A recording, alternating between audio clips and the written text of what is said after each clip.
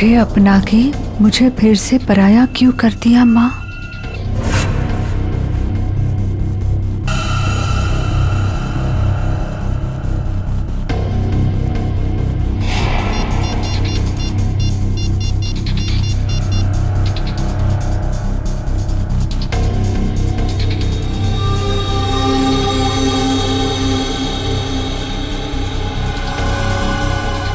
क्या आपने मुझसे कभी प्यार नहीं किया माँ?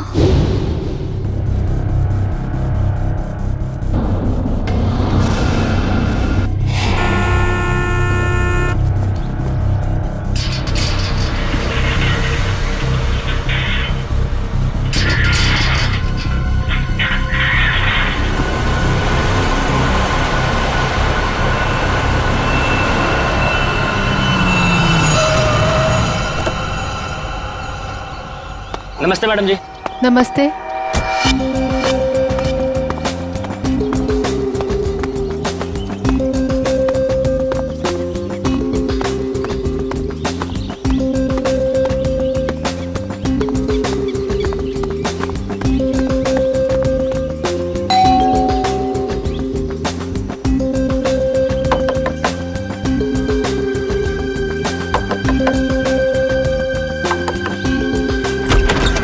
अरे ये दरवाजा कैसे खुला है? विनीता, विनीता, विनीता, कहाँ हो तुम? सो रही हो क्या? विनीता। अंकल, आंटी, कोई आवाज क्यों नहीं दे रहा है?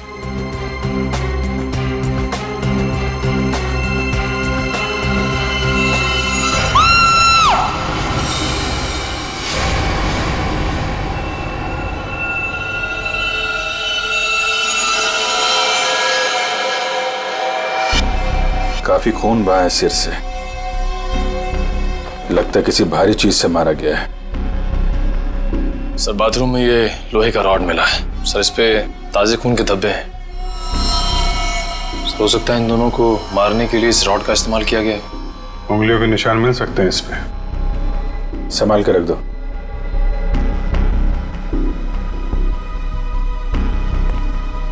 वैशाली जी, आपने सबसे पहले देखा लाशों को? मैंने और मेरी फ्रेंड विनीता ने टेनिस खेलने का प्लान बनाया था। जब मैं यहाँ आई तो विनीता मुझे नहीं मिली और अंकल आंटी की लाश। लाश के आसपास किसी को देखा था?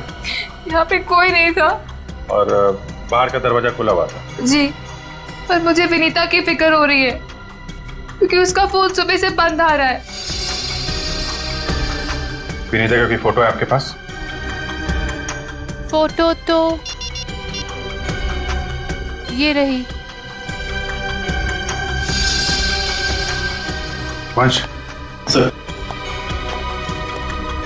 ये फोटो सब चेक ना किया और पुलिस स्टेशन में भेजो, इसकी जान को खतरा हो सकता है। सर। और आप हैं यहाँ के वॉचमैन। वॉचमैन का मतलब समझते हो? घर का रखवाला। ये रखवाली की तुमने अपने मालिक और मालकिन की?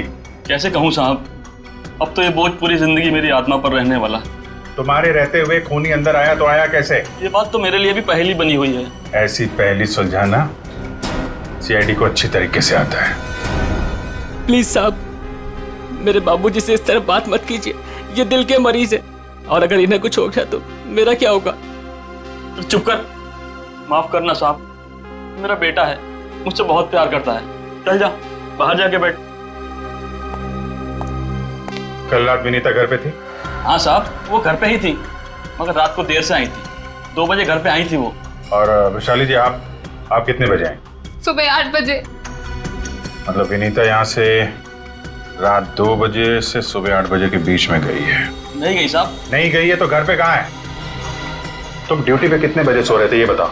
नहीं साहब, हम बिल्कुल नहीं सोए। सोने की बात तो दूर, हमने सेकंड की झपकी भी नहीं ली। तो क्या वो खूनी आसमान से उड़ के इस घर में आया? हाँ? वैशाली एक बात बताओ, विनीता के परिवार वालों की किसी से कोई दुश्मनी थी? मुझे इस बारे में कुछ नहीं पता। अच्छा, विनीता के बारे में आप हमें और क्या बता सकती हैं? विनीता मुझसे अपने सारे सुख दुख बांटती थी, बस उसे अपने अनाथ होने की हीन भावना महसूस होती रहती थी। एक मिनट, आपने कहा कि विनीता अनाथ है? अंकल आंटी ने उसे गोद ले रखा था। अच्छा, विनीता का सुरेश जी और उनकी पत्नी के साथ कैसा संबंध था? बहुत अच्छा था, जैसे कि उसके सगे माँ बाप हो। पर विनीता से वो एक ही बात से नाराज होते थे। कौन सी बात? रोहन। ये रोहन कौन है? वो सुरेश अंकल के दोस्त धनराज जी का बेटा था, इससे विनीता बहुत प्यार करती थी, पर इन्हें ये रिश्ता जरा भी मंजूर नहीं था। रोहन ठीक आदमी नहीं था क्या? एक नंबर का शराबी। उसकी शराब पीने की लत की वजह से उसके माँ बाप ने उसे जायदाद से बेदखल कर दिया था। शराब पीने के बाद उसे कुछ भी होश नहीं रहता। एक बार तो उसने मेरे सामने इतना बड़ा ड्रामा क्रिएट किया था। विनीता दरवाजा खोलो, खोलो दरवाजा। मैंने कहा दरवाजा खोलो वरना मैं दरवाजा तोड़ दूंगा। रोहन, मैं तुमसे अभी कोई बात नहीं कर सकती, प्लीज चले जाओ यहाँ से। मुझे अभी बात करनी है, मुझे इसी वक्त बात करनी है। खोलो दरवाजा, खोलो। साहब बेटिया ने मना किया ना, वो आपसे नहीं मिलना चाहती है, आप जाइए यहाँ से। विनीता, ये क्या कर रही हो? दरवाजा मत खोलो। मुझसे इस तरह से बात करने वाला चला। हाँ विनीता, तुम्हारे पापा एकदम सही कह रहे हैं। अभी वो होश में नहीं है, दरवाजा मत खोलना। और अच्छे से समझा दे कि दोबारा मुझसे पंगा ना ले। हट विनीता। ये क्या ड्रामा लगा रखा है रोहन? चलो अभी चलो यहाँ से। अरे और माफी मांगो इनसे। सॉरी सॉरी वॉचमैन अंकल, मुझसे गलती हो गई। ये मेरी बदतमीजी की कीमत। दारू पी के तुम कुछ भी करते हो ना, कुछ भी बकते हो। चलो यहाँ से, चलो रोहन। हो सकता है इस रोहन ने शराब के नशे में आके सुरेश जी और उनकी पत्नी का खून कर दिया, और फिर विनीता को अपने साथ लेकर चला गया। इस रोहन का नंबर है आपके पास? हाँ, नंबर तो है मेरे पास। 198234-561।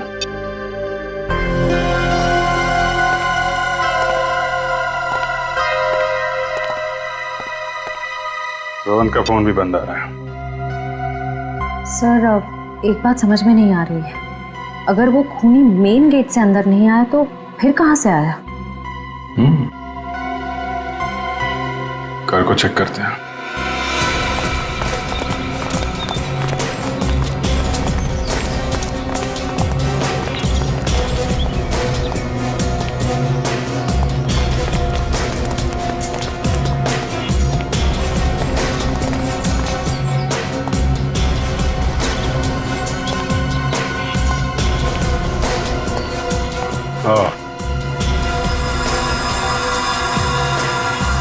ये देखा?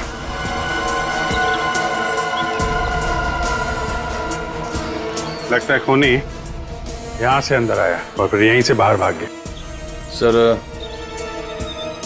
खूनी यहाँ से आ जा सकता है, लेकिन खूनी विनीता को यहाँ से कैसे लेके जा सकता है? हाँ सर, अगर विनीता के साथ उसने जोर जबरदस्ती की होगी तो विनीता चीखती चिल्लाती शोर मचाती। हो सकता है विनीता को बेहोश कर दिया। इसके पहले उसे कुछ हो, हमें उसे ढूंढना होगा और इस रोहन से भी मिलना पड़ेगा।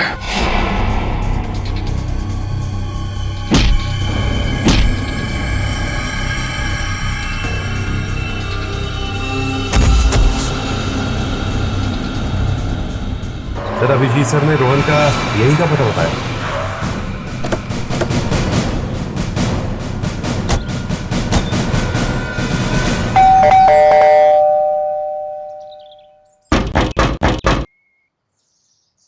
सर, ये रोहन वाकई में अंदर नहीं है या फिर जानबूझ के दरवाजा नहीं खोल रहा है? अभी पता चल जाएगा।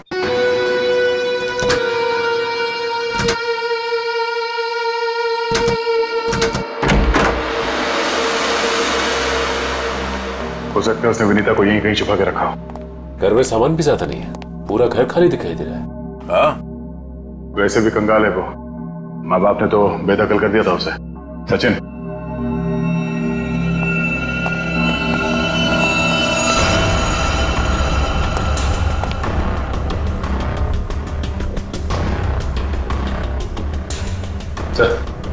यहाँ तो कोई भी नहीं है, ना ही विनीता और ना ही रोहन।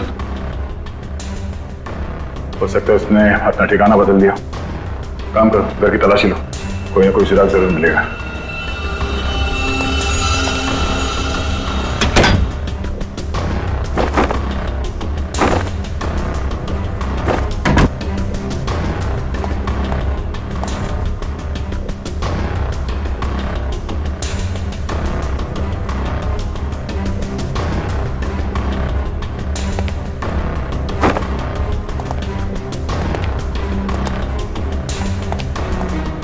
चारों तरफ किताबें ही किताबं पढ़ी।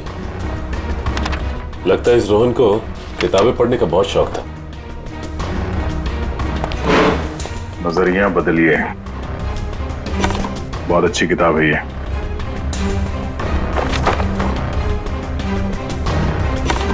Sir,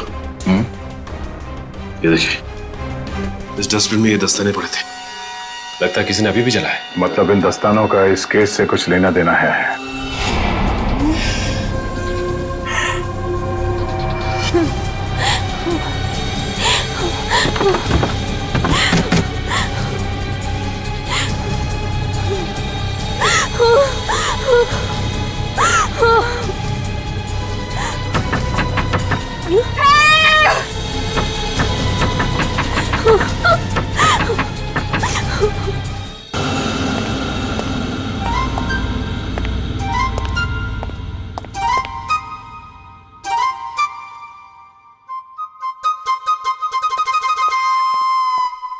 ready sir.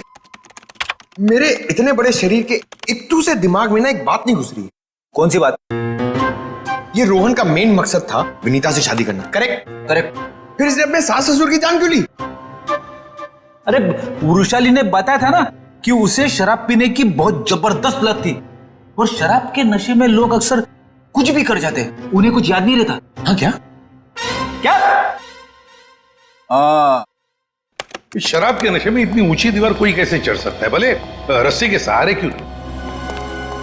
और फिर विनीता, वो तो शराब नहीं पीती, वो क्यों गई रोहन के साथ? सर वैसे भी विनीता तो उनकी सगी बेटी थोड़ी थी। जो कुछ भी हो, जो कुछ भी हो, लेकिन वो अपने माता पिता से बहुत प्यार करती थी। नहीं नहीं नहीं, कुछ और ही चक्कर है। लगता है इन दोनों को मारने का ही प्लान था। सर, हाँ, लगता है ये काम किसी लुटेरे का होगा। फ्रेडी लुटेरा नहीं हो सकता। कोई लूटने के लिए आता तो घर का सारा सामान वैसे के वैसे कैसे रहता? नहीं नहीं, ये मुजरिम जो भी है ना, उसका एक ही मकसद था, इन दोनों को खत्म करने का। सर, हाँ, एक बहुत ही हैरान कर देने वाली बात पता चली है। क्या? सर विनीता ने 1 हफ्ते पहले फायर ब्रिगेड में फोन किया था, और ये रही उस फोन कॉल की audio clip. Hello fire brigade, मेरे घर में आग लगी है, प्लीज जल्दी किसी को भेज दीजिए। मेरा एड्रेस है 603 हर्ष विहार शांति नगर। लेकिन सर जब फायर ब्रिगेड वाले उनके घर पहुंचे तो विनीता की मम्मी माला जी ने उन्हें ये कहकर वापस भेज दिया कि वहां कोई आग वाग नहीं लगी है। हाँ, उसके घर में तो कोई आग लगने का निशान भी नहीं मिला। अरे झूठ क्यों कहा उसने? यही बात तो समझ में नहीं आ रही। फायर ब्रिगेड वाले ने खुद देखा था स्टोर रूम से धुआं निकलते हुए, उसने अंदर जाना भी चाहा, लेकिन माला जी ने उसे रोक दिया। माला जी ने फायर ब्रिगेड वाले को अंदर जाने से रोक दिया? क्यों? कुछ और ही चक्कर है।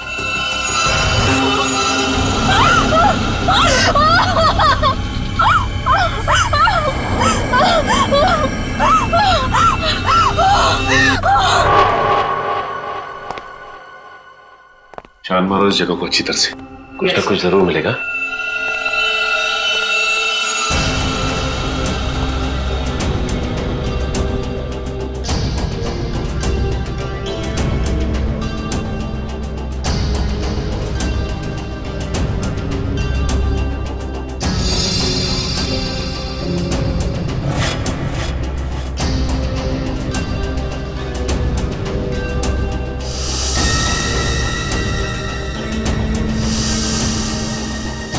ये क्या हुआ सर? सीलिंग पे पेंटिंग बनाया। बड़ी अजीब बात है। देखते।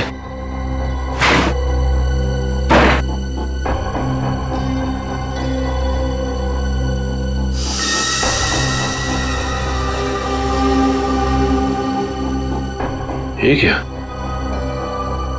ये तो लगता है धुएं से बना हुआ निशान है, जलने की वजह से। मतलब सर फायर ब्रिगेड वाला सही कह रहा था, यहाँ पे आग तो जरूर लगी है। सर इस पेंटिंग से जली हुई सीलिंग को अच्छी तरह छुपाने की कोशिश की है। लेकिन सवाल ये उठता है कि सुरेश की पत्नी ने झूठ क्यों बोला फायर ब्रिगेड से? आखिर यहाँ पे ऐसी कौन सी आग लगी थी? सीलिंग का सिर्फ यही वाला हिस्सा जला।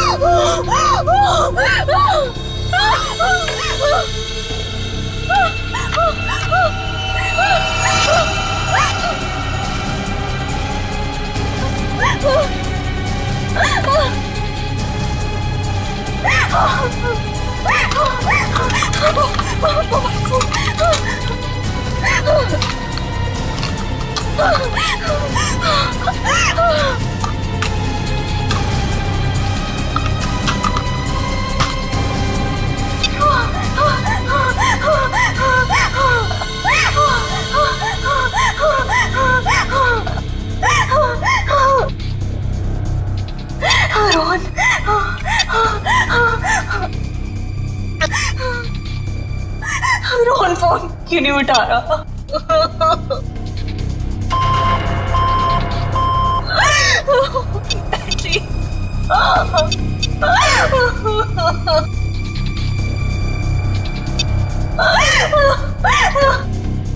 वैशाली पे फोन नहीं उठा रही।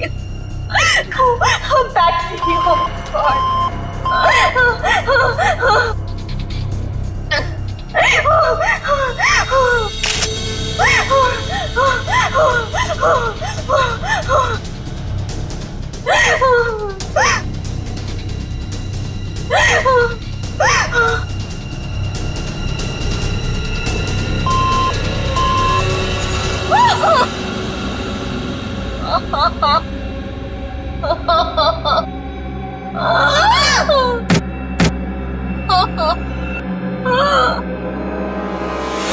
बस मौत रात को 1 बजे से 3 बजे के बीच में हुई है। और सर वॉचमैन कह रहा था कि विनीता रात को 2 बजे घर लौटी थी। सर अगर खून उससे पहले हुए होते तो वो चीखती चिल्लाती या बाहर जाती। मतलब खून 2 और 3 बजे के बीच में हुए हैं। सालून साहब, हमें जो लोहे का रॉड मिला था उसके ऊपर से खूनी के उंगलियों के निशान मिले या नहीं? नहीं, बस कोई उंगलियों के निशान नहीं मिले। नहीं मिले? रोहन के घर में से हमें आधे जले हुए ग्लव्स मिले थे। कहीं रोहन ने वो ग्लव्स तो नहीं पहने थे ये खून करते वक्त? हो सकता है, तारिका वही चेक कर रही है। सर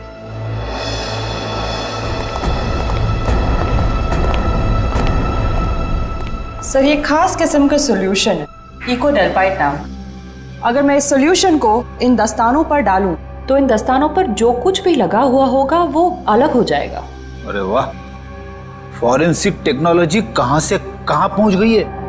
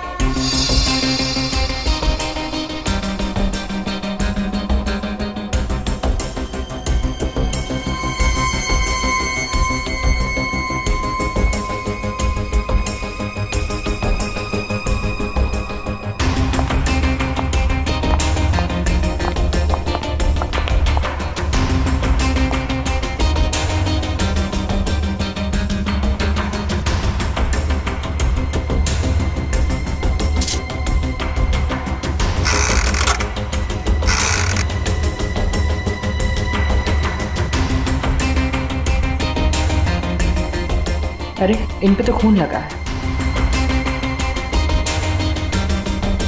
देखते हैं किसका है।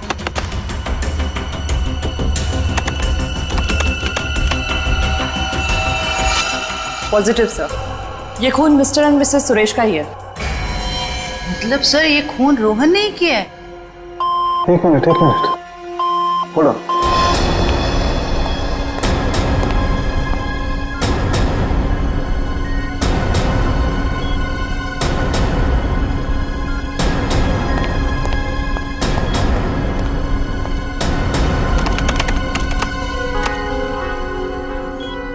बस वो देखो,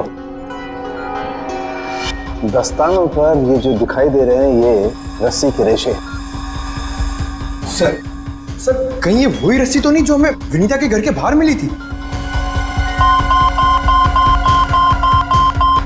ये डॉक्टर साहब का कंप्यूटर कैसा है? टी करते रहता है।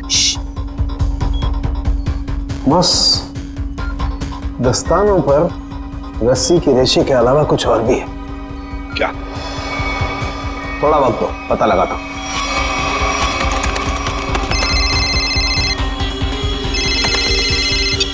हाँ श्रेया, ठीक है। क्या? सर विनीता का फोन थोड़ी देर के लिए ऑन हुआ था, उसके घर के बिल्कुल करीब। और सर उसने सोशल नेटवर्किंग साइट पे अपने दोस्त को एक SOS मैसेज भी भेजा है। श्रेया मुझे लिंक अभी भेज रही है सर, ये देखिए सर। मैं घुटन से मर रही हूं, प्लीज मुझे बचाओ। Vinita, my God.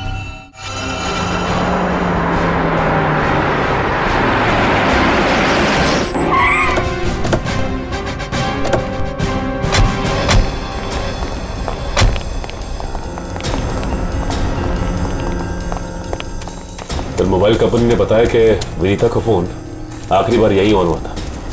इस घने जंगल में नेटवर्क मिला, यही बड़ी बात है। जरा देखो आसपास।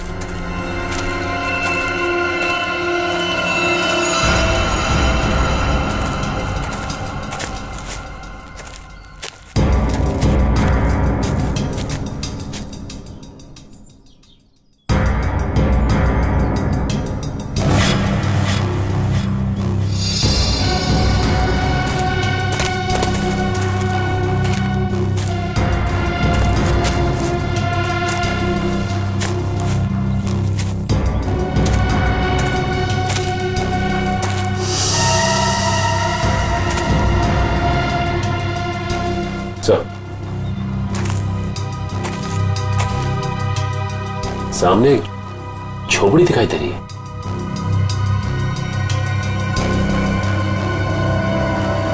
दिव्या, वंश,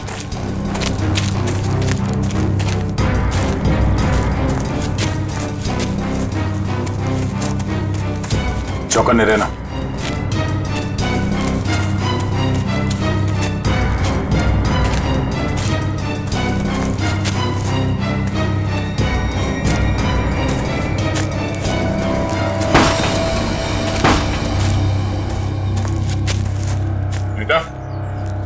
बेटा,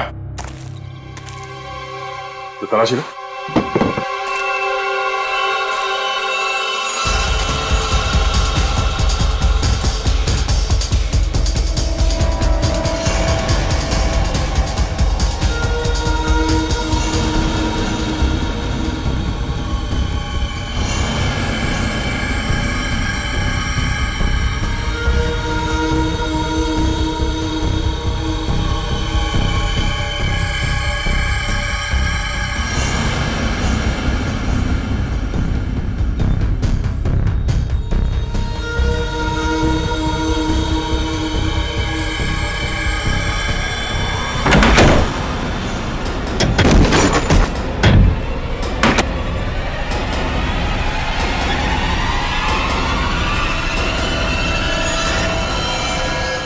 ये तो रोहन है। सॉरी वॉचमैन अंकल, मुझसे गलती हो गई। हम लोग सोच रहे थे कि सब रोहन का किया था, पर किसी ने इसे ऊपर पहुंचा दिया। सर कहीं ऐसा तो नहीं कि विनीता ने अपनी आत्मरक्षा के लिए इसे मार दिया? नहीं, इसे भी ठीक वैसे ही मारा है, सर पे वार करके, जैसे विनीता के माँ बाप को मारा था। खूनी को एक ही है। सोचता है कि खूनी ने रोहन को मारा और विनीता को साथ ले गया। हो सकता है, या ये भी हो सकता है कि वो यही कहीं आसपास हो। तो देखो,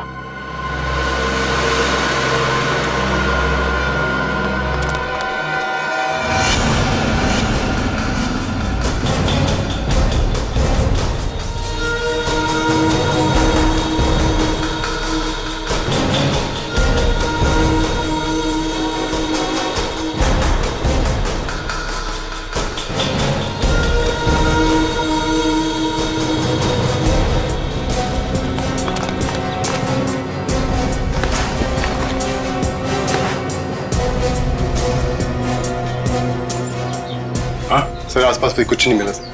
तो कुछ नहीं मिला। सर ये देखिए, फावड़ा और कुदाल।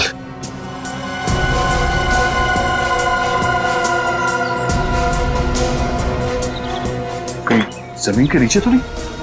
यहाँ पे खुदाई का सामान पड़ा हुआ है, जरा फाड़ो दिखा ना।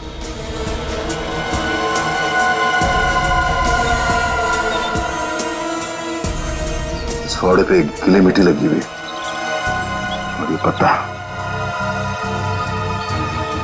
अब विनीता को यहाँ जमीन के नीचे रखा गया है, जंगल के किसी ऐसे हिस्से में जहां पे ये पत्ते मिलते हो। ढूंढो, जरा देखो आसपास।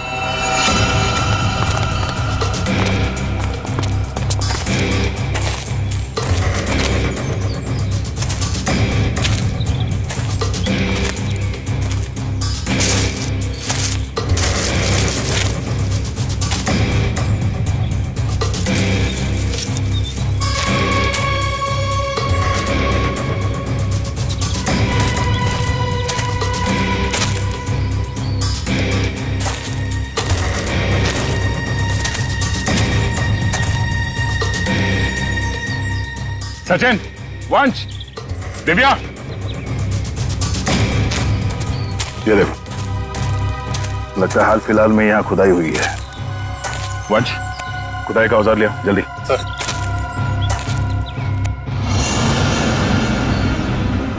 गुड, यहाँ पे खोदना शुरू करो।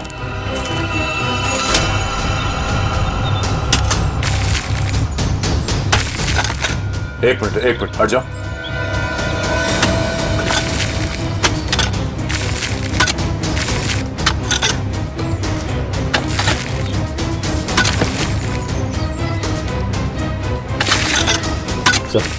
हाँ? कुछ है। एक मिनट, खोदा बंद करो, हाथ से निकालो।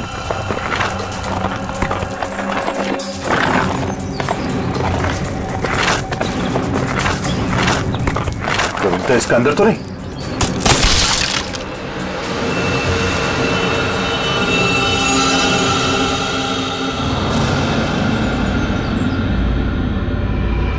विनीता! ओह नो, सांसें धीमी चल रही है, इसे अस्पताल ले जाना होगा। निकालो उसको बाहर जल्दी। हाथ दो, निकालो बाहर, निकालो। पैर पकड़ो उसके। चलो।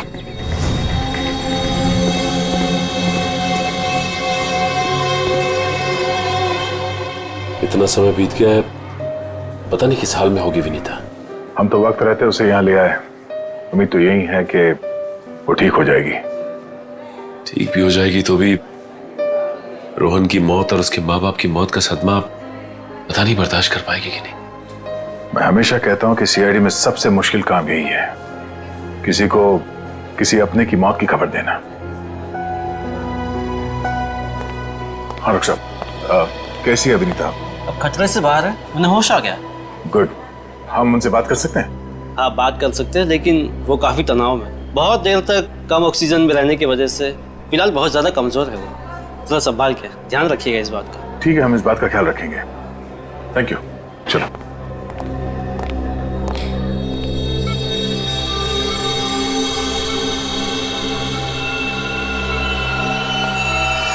अरे नहीं, लेटे रहो, आराम करो। Thank you sir. डॉक्टर ने बताया कि आप लोगों ने मेरी जान बचाई। अरे हम तो बस एक जरिया थे, जान बचाने वाला तो वो है। ये ऊपर वाले की भी मुझे समझ नहीं आती। जब उसने मेरी जान बचाई तो मेरे मम्मी पापा की जान भी बचा लेते। तो तुम्हें अपने माता पिता के मर्डर के बारे में पता है? हाँ जी सर, जिस वक्त ये सब हुआ मैं नीचे हॉल में रोहन से फोन पे बात कर रही थी, तभी मैंने कुछ आवाजें सुनी। फिर क्या हुआ? और जैसे ही मैं दौड़ के ऊपर गई तो किसी ने मुझे क्लोरोफॉर्म सुंघा दिया, लेकिन मैं पूरी तरह से बेहोश नहीं हुई थी। और किसी ने मेरी आंखों के सामने मेरे मम्मी पापा का खून कर दिया। सर, जिस किसी ने भी मुझे दोबारा अनाथ किया है, आप प्लीज उसे छोड़िएगा मत। उसे फांसी होनी चाहिए, फांसी। बिल्कुल, तुम्हारे माता पिता और रोहन के खूनी को हम क्या रोहन का भी खून हो गया? अब मैं किसके सहारे जीऊंगी? प्लीज सर, संभालिए अपने आप को, प्लीज। अच्छा ये बताइए कि आपको कब पता लगा कि आप उस बॉक्स के अंदर बंद हैं? जब मेरी आंखें खुली तो मैं एक घुटन भरे बक्से में थी। मुझे नहीं पता था कि किसी ने मुझे जिंदा दफन कर दिया। अच्छा विनीता, उनमें से किसी का चेहरा देखा था तुमने? नहीं सर। ठीक है। आरोप साहब, दया, वो जो रस्सी है उस रस्सी पर मुझे भेड़ का बाल मिला है। उस रस्सी पे भेड़ का बाल मिला? हाँ दया, भेड़ का बाल। और भेड़ भी ऐसी वैसी नहीं, हिमालय पर रहने वाली भेड़। ओह, मतलब वो रस्सी किसी ऐसे आदमी का है जो हिमालय पर्वत के आसपास जाके आया है या फिर वहीं का रहने वाला है? बिल्कुल बिल्कुल। ठीक है डॉक्टर साहब, मैं आपसे बाद में बात करता हूँ। ओके। अच्छा हाँ दया, विनीता कैसी है?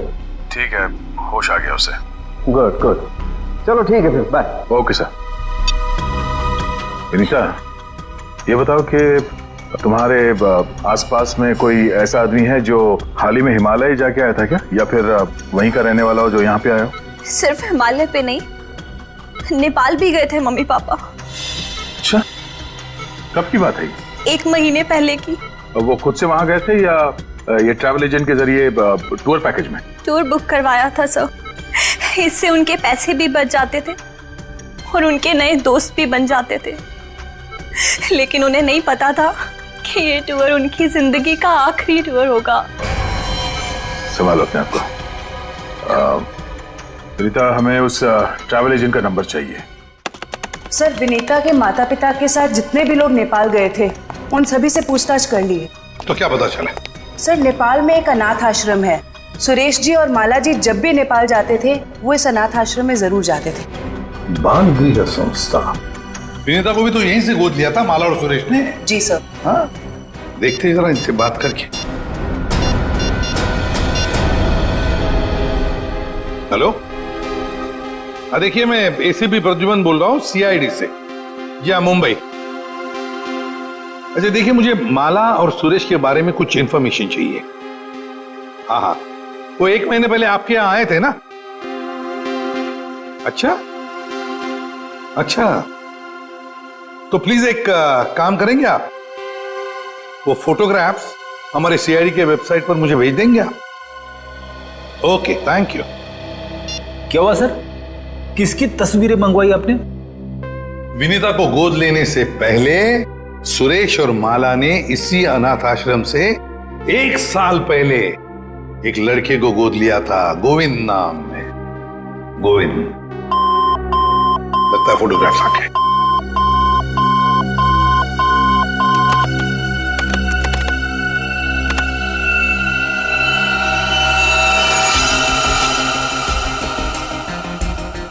पांच साल की उम्र थी, साल 1999। मतलब सर, वो आज तकरीबन 20 साल का होगा। अभी पता चल जाएगा गोविंद अगर आज है कैसे दिखता होगा।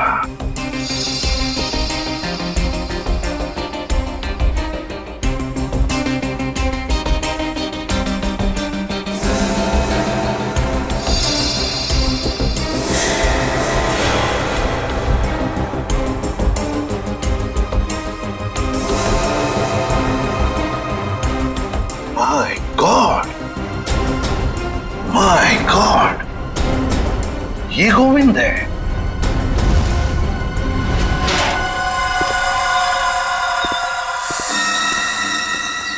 अब देखते हैं कहां भागेगा।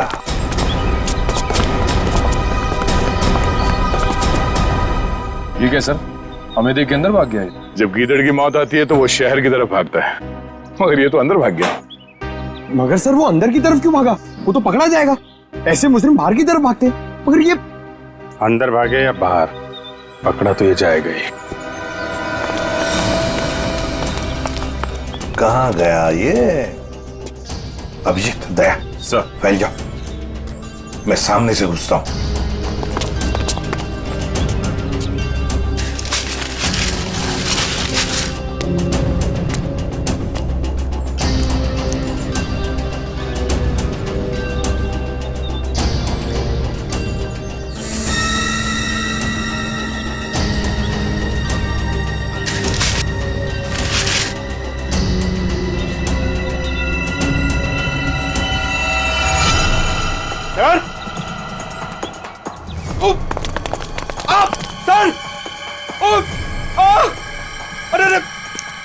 क्या हुआ? सर खुजली हो रही है सर। अरे खुजली कहाँ से होने लगी तुम्हें? सर बहुत तेज खुजली हो रही है सर। ये झाड़ की वजह से। अभिजीत क्या हुआ इसे? सर ये प्लांट ये बहुत गड़बड़ है, इसकी वजह से इसको खुजली हो रही है। एक मिनट अरे जल्दी से हॉस्पिटल ले संभाल के, कुछ नहीं होगा। आ जाओ आराम से संभाल के। तो जानबूझकर हमें यहाँ अंदर बुलवा लिया है, जाल रचा है उसने खुजली वाले पौधों का। संभल के रहना, यहीं कहीं छुपाई है।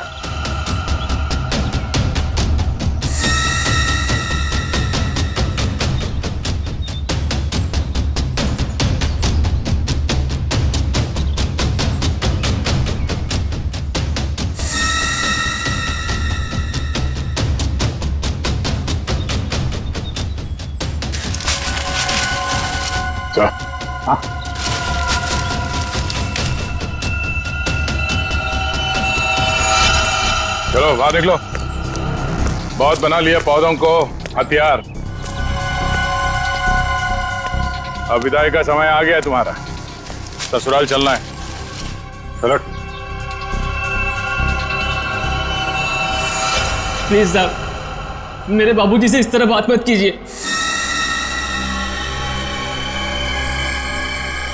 बहुत गड्ढे खोद लिए दूसरों के लिए, गिर गए ना उसी में। सर पानी मंगाइए सर, वरना मैं खुजली से मर जाऊंगा। पानी क्यों? खुजली का इलाज हम अपने साथ लेके चलते हैं। किसी औलाद के लिए अपने माँ बाप का खून करना इतना आसान नहीं होता सर, फिर चाहे वो माँ बाप सौतेले क्यों ना हो। गोद लिया था ना उन्होंने तुम्हें, फिर वॉचमैन को क्यों सौंप दिया? यही सच तो मैं भी जानना चाहता था सर, कि मुझे गोद लेने के 1 साल बाद मेरे माँ बाप को ऐसा क्या सूझा कि उन्हें लगा उन्हें एक लड़की को गोद लेना चाहिए, और मुझे फिर ऐसे ही सड़क पर छोड़ दिया और विनीता को गोद ले लिया। क्या तुम्हें सड़क पे छोड़ दिया? हाँ सर, ऐसा बर्ताव तो कोई अपने जानवर के साथ भी नहीं करता, जैसा उन लोगों ने मेरे साथ किया। वो तो भला हो मेरे बाबूजी का, जो उन्होंने मुझे रोता हुआ बस स्टॉप पर देखा और अपने साथ अपने घर ले गए, और तब मेरी अच्छी परवरिश की उन्होंने। सुरेश और माला ने पहचाना नहीं तुम्हें? नहीं सर, मैंने हाल फिलहाल में उनके घर जाना शुरू किया था। मेरे बाबूजी की उम्र हो गई थी, तो मुझे लगा मुझे नौकरी करनी चाहिए। क्या तुम्हारे बाबूजी जानते नहीं थे कि तुम उनके मालिक के बेटे हो? नहीं सर, जब मैं उन्हें मिला था तब वो वहां काम नहीं करते थे, और सर मैं इसे कोई इत्तेफाक नहीं कहूंगा, तो भगवान ने मेरे साथ इंसाफ की। तुम्हें किसने अधिकार दिया सजा देने का? सजा देने का हक सिर्फ अदालत को है। क्या तुम शुरू में ही पहचान गए थे उन दोनों को? ये बात तुम्हें मालूम कैसे पड़ी कि उन्होंने तुम्हारे साथ ऐसा किया था? नहीं पहचाना था सर। एक दिन मैं बगीचे में काम कर रहा था, तो माला मैम साहब ने मुझे घर के अंदर बुलाया था किसी काम से। विनोद! जी मैम साहब। जरा ऊपर आना, तो काम है। अभी आया। जी मैम साहब। विनोद देखो, ये पुरानी अलमारी है, इसे ठीक से स्टोर रूम में रख देना। हाँ जी मैम साहब। हाँ।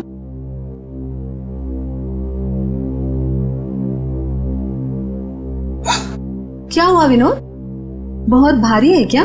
बहुत ज्यादा भारी मैम साहब। एक काम करता हूँ, इसमें से कुछ सामान बाहर निकाल लेता हूँ। मगर निकाला हुआ सामान फिर से रख देना अंदर। हाँ जी मैम साहब। हाँ।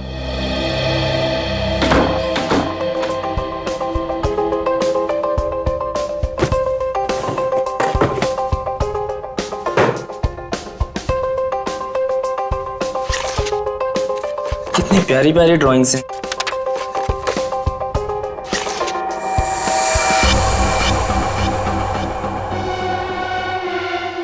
ये तस्वीर तो मेरे बचपन की है। इसका मतलब साहब और मेम साहब ने मुझे गोद लिया था। विनोद कितनी देर, जल्दी करो।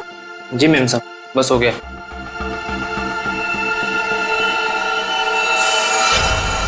और फिर तुम नेपाल गए सच्चाई का पता लगाने? हाँ सर, और जब मुझे सच का पता चल गया तो मैंने पूरे परिवार के नाक में दम करना शुरू कर दिया।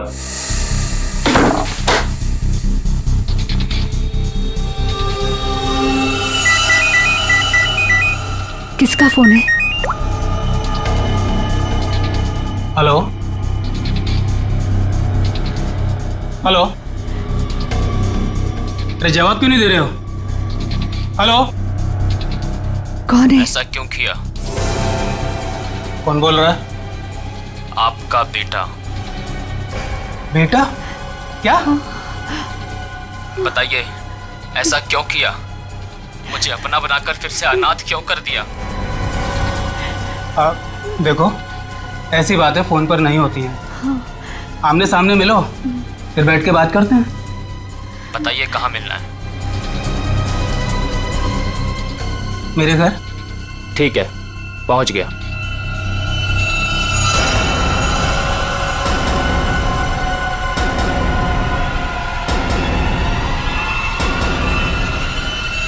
स्टोर रूम की अलमारी में तुम्ही ने आग लगाई थी ना? हाँ सर, पर माला जी नहीं चाहती थी कि उनकी सच्चाई दुनिया को मालूम पड़े और समाज में उनकी बेइज्जती हो, इसलिए फायर ब्रिगेड को भी उन्होंने वापस भिजवा दिया। और रोहन? रोहन को क्यों मारा? मैं रोहन को नहीं मारना चाहता था सर, उससे मेरा कोई लेना देना था ही नहीं। मैं तो उसके घर गया हुआ था वो दस्ताने रखने के लिए, ताकि आप लोगों को दस्ताने उसके घर से मिले और आप लोग उस पर शक करें। उसने मुझे देख लिया सर, मजबूरन मुझे उसे मारना पड़ा। बदले की आग में तूने 3 खून किए, एक मासूम को जिंदा दफनाने की कोशिश भी की। ये कैसा बदला? ये बदले की आग तुम्हें फांसी के फंदे तक ले जाएगी, फांसी के फंदे तक।